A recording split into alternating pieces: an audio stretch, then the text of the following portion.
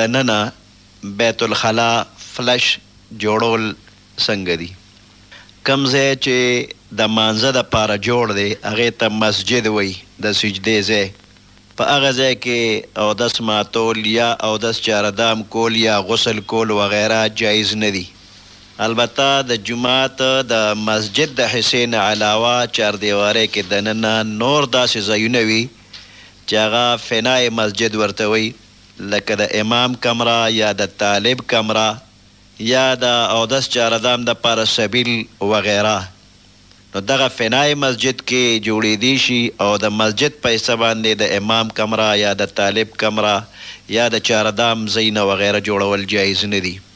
په چاردیوارۍ دننه فنای مسجد کې د اودس چاردام ځای جوړول خو جایز دي، ځکه چې په هغې کې د ګندګۍ او د بدبویۍ څه امکان او احتمال نه وي.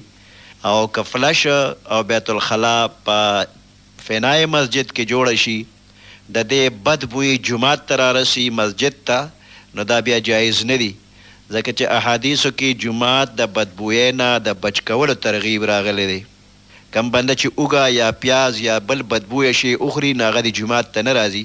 نو که په چاردیوارۍ دننه بیت الخلا داسې جوړه کړي شي چې د هغې د ګندګۍ بوی جومات ته راځي، نو دا بیا جایز نه دي.